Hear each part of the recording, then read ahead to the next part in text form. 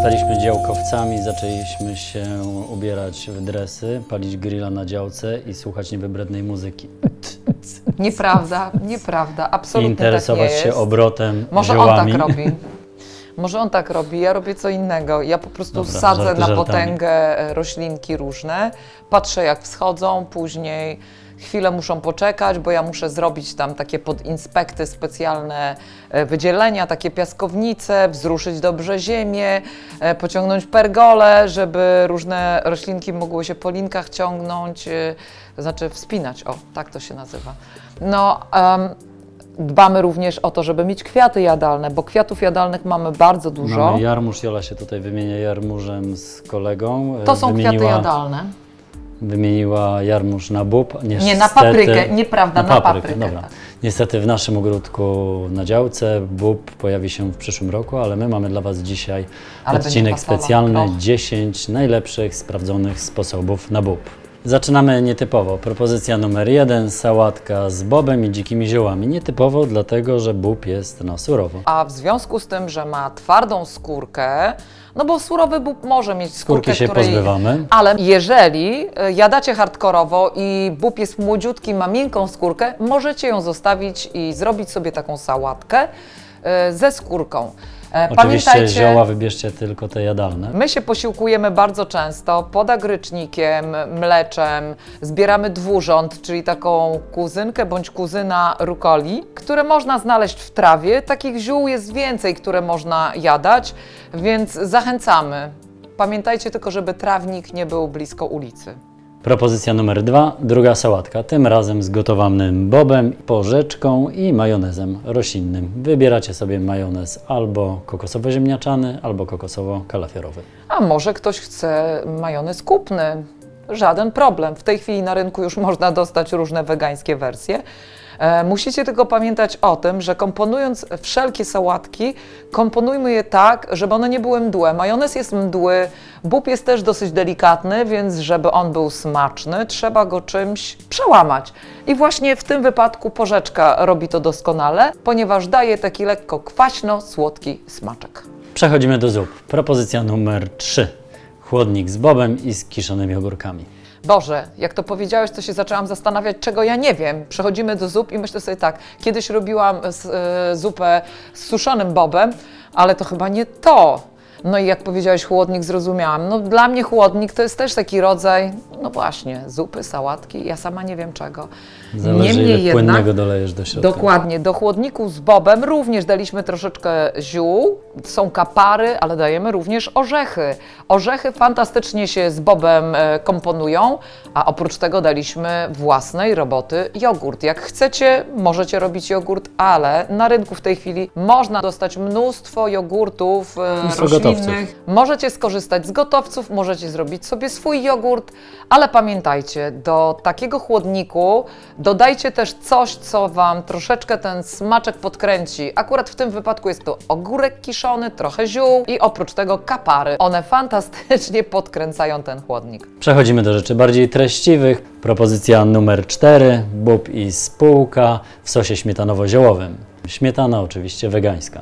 Śmietana wegańska, można posiłkować się mleczkiem kokosowym z dodatkiem jogurtu i też Wam wyjdzie fajnie. I kolejny raz pamiętajcie o ziołach, pamiętajcie o tym, że to musi być treściwe, można do tego dodać jakiegoś ryżu, żeby czuć, że się najedliśmy, że to nie jest tylko taka przystawka. I kombinujcie sami, kombinujcie sobie swoje własne wersje. Jeśli chcecie zobaczyć, jak się przygotowuje taką śmietanę, link tutaj nad Joli głową znajdziecie oczywiście. A jeśli podoba Wam się taka seria poradnikowa i ten odcinek, możecie go polubić. Zasubskrybujcie kanał, jeśli nie zrobiliście tego jeszcze, no jeśli macie ochotę. Jak naciśniecie ten dzwoneczek, który jest tutaj poniżej, pod ekranem, zawsze otrzymacie powiadomienie, że coś nowego wydarzyło się w naszej wegańskiej i bezglutenowej kuchni. Przypominam, tłumaczonej również na język angielski i takiej, którą możecie komentować na YouTubie i na blogu kulinarnym. Będzie nam bardzo miło, zawsze odpowiemy. Na Instagramie też komentujcie. No i w opisie na dole jest informacja o tym, że będą kolejne live'y, szykują się webinary. Zawsze będziemy Was o tym informować na mediach społecznościowych i tutaj w opisie poniżej. Propozycja numer 5. Bób smażony z kukurydzą i boczniakiem. Moja ulubiona wersja. dlatego że tego boczniaka smażymy z dodatkiem melasy skarobu i sosu sojowego, więc w związku z tym on jest taki słodko, kwaśno, słony, bo tam jest jeszcze ocet balsamiczny, tam są różne rzeczy. Aromatyczny. Tak, dokładnie. A bób jest po prostu takim treściwym wypełnieniem. Ja osobiście bardzo lubię rozgryzać bób, bo właśnie jest ta twarda skóreczka, w środku mamy miękkie, skrobiowe wnętrze. Przechodzimy płynnie do propozycji numer 6. Kary z bobem i pokrzywą. Wracamy do dzikich ziół.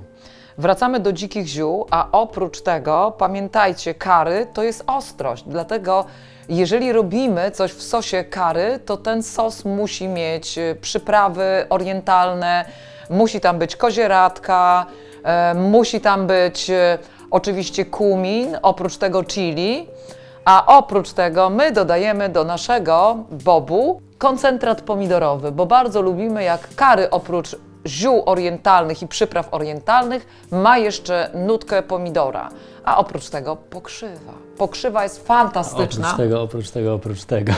Oprócz tego jest wszystko nie, no bo przepyszne oprócz tego i jest bób. wszystko przepyszne i jest bób. Propozycja numer 7. Pasta z bobu z suszonymi pomidorami. Kolejny raz mamy tutaj przykład na to, jak zrobić pastę z prostych składników. Bób daje konsystencję, ma delikatny smak, ale raczej nie może się poszczycić super aromatem. Bardzo często jak się wchodzi do domu, to on To jest dowód na to, że bób się komponuje z pomidorami, nie tylko z koncentratem, ale też z suszonymi pomidorami. Suszonymi pomidorami. One dają lekko kwaśno-słodki smak i taki troszeczkę soczystości w tym suchym bobie. Warto spróbować taką pastę. A oprócz tego suszone pomidory też są pyszne. Przechodzimy do propozycji numer 8, 9 i 10. Te 3 propozycje będą miały w składzie bób, ale w innej wersji. Przypomnijcie sobie bobowinę. Znacie bobowinę? Jeśli jeszcze nie, to warto sobie ten produkt nabyć w sklepie. Są różne wersje i możecie poeksperymentować z nami. Zaczynamy od pasztetu. Pasztet z bobowiną w nazwie ma świąteczne, ale święto możemy mieć tak naprawdę codziennie. I dajemy do niego cukinię, która jest suszone pomidory. No ma znowu suszone pomidory, już nie chciałam od tego zaczynać, ale ma cukinię, która jest soczysta, ma łodygę selera, który daje po prostu fantastyczne podkręcenie. No łodyga, powiedziałam. A może być też łodyga z normalnego selera, ale to jest seler naciowy. Nie, to jest seler naciowy. Łodygi normalnego selera bywają gorzkawe, więc trzeba bardzo delikatnie i bardzo oszczędnie je stosować. I ten pasztet jest takim uniwersalnym pasztetem, jest pyszny, lekko kwaśny, lekko słodki, ma trochę ostrości, ma dobrą konsystencję, naprawdę warto go spróbować. Lekko kwaśny nie brzmi dobrze. Kwaskawy. Ale jest kwaskawy ze względu na suszone pomidory. Mamy sezon wakacyjny, czas na burgery, mamy burgery z bobowiną oczywiście. I to jest propozycja numer 9. I tu też są suszone pomidory. Tak, tu są też suszone pomidory, ale oprócz tego mamy w tym burgerze bakłażana, mamy oprócz tego pieczarkę, którą my uwielbiamy dodawać do burgerów, bo ona daje taką soczystość, która jest w normalnych burgerach i tej soczystości nie ma większość zastępników mięsa roślinnego. Dlatego warto dodawać pieczarkę do różnych burgerów. Oprócz tego ma również dużo ziół. Ostatnia propozycja, 10, to ramen z bobowiną. No i właśnie, w ramenie akurat bobowinę pieczemy, smażymy, że tak powiem, wsmażamy w nią różne aromaty wschodu, bo ramen jest zupą wschodnią, orientalną i dlatego tutaj mamy chili, mamy tutaj dużo imbiru, słodko, kwaśno, słone sosy. Musicie sami spróbować, czy Wam taka zupa smakuje, a zaczynacie oczywiście od zrobienia dobrego bulionu. Także to by było na tyle, ale mam dla Was jeszcze jedną niespodziankę, taką, że 3 ostatnie pozycje, oprócz tego, że powinniście przygotować je z bobowiną, możecie również dobrze je zrobić z samym bobem. Burgery wyjdą, pasztet wyjdzie i ramen z bobem również wyjdzie. Także bób jest bardzo uniwersalny, smaczny, zdrowy, często niedoceniany jako źródło bardzo dobrego roślinnego białka. Warto poćwiczyć, warto poczytać. Smacznego i na zdrowie.